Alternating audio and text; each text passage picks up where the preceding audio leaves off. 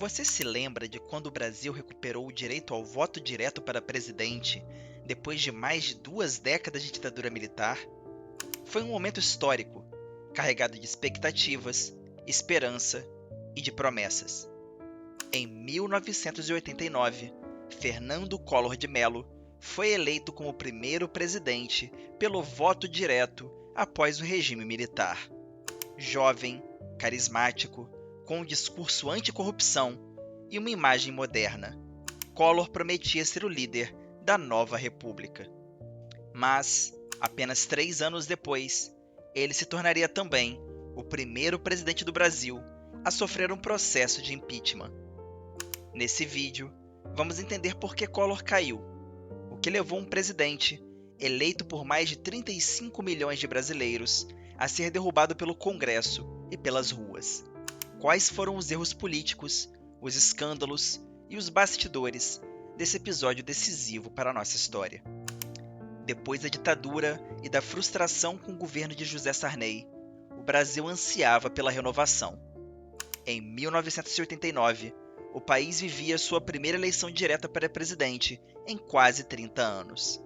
Entre os principais candidatos estavam Luiz Inácio Lula da Silva, sindicalista do PT, e Fernando Collor de Mello, um jovem político do PRN, ex-governador de Alagoas.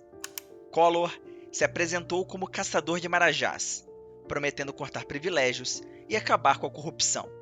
Sua campanha foi fortemente apoiada por setores conservadores e grandes meios de comunicação. Do outro lado, Lula encarnava o discurso da classe trabalhadora e a proposta de um Estado mais presente na economia.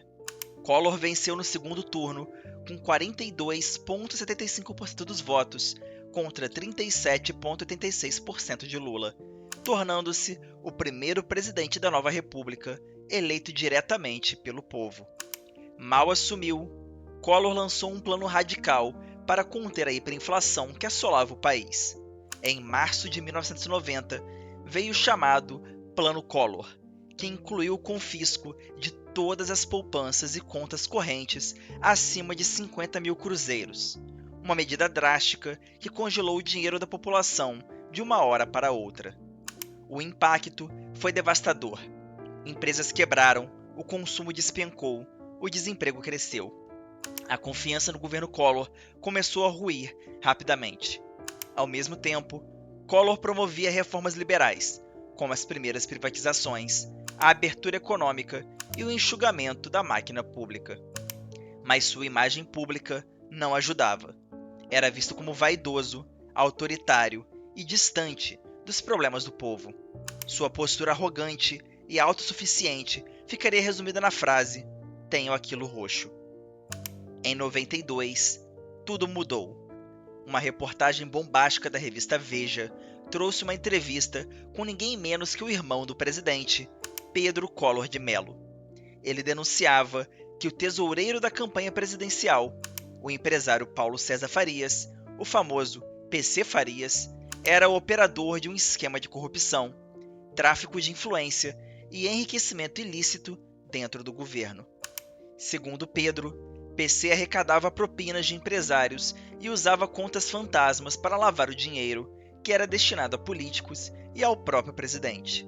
As denúncias incluíam o uso de dinheiro público para pagar despesas pessoais de Collor, como as reformas da Casa da Dinda, sua residência oficial. O Congresso instalou uma CPI, e os depoimentos confirmaram o esquema. O motorista de Collor, Heriberto França, revelou que PC Farias pagava inclusive contas da família presidencial. A secretária de Collor, Ana Ascioli, também estava envolvida. O cerco se fechava. Em meio à crise política, algo surpreendente aconteceu. A juventude brasileira tomou as ruas. Eram os caras pintadas, estudantes de rosto pintado, que pediam o fora Collor. O movimento cresceu de forma avassaladora. Milhares de jovens saíram às ruas em todo o país, exigindo o impeachment. Foi uma das maiores mobilizações populares da história recente do Brasil. A classe média, os sindicatos, os partidos de oposição e até os setores conservadores passaram a apoiar a saída do presidente. A pressão foi tanta que, em setembro de 92, A Câmara dos Deputados aprovou a abertura do processo de impeachment com 441 votos a favor e apenas 38 contrários. Temendo a perda do cargo e tentando preservar seus direitos políticos, Collor renunciou ao cargo em 29 de dezembro de 1992, pouco antes do Senado votar o impeachment. A estratégia era clara: evitar a cassação, mas não funcionou. O Senado entendeu que a renúncia não impedia a conclusão do julgamento. Por 76 votos a 3, Collor foi condenado à perda do mandato e à suspensão de seus direitos políticos por 8 anos. Era o fim de um governo que começou com promessas e terminou em vergonha. Itamar Franco, seu vice, assumiu a transição para um novo ciclo político e econômico, que culminaria no Plano Real em 94. Collor tentou reverter a decisão na justiça, mas o STF manteve sua inegibilidade.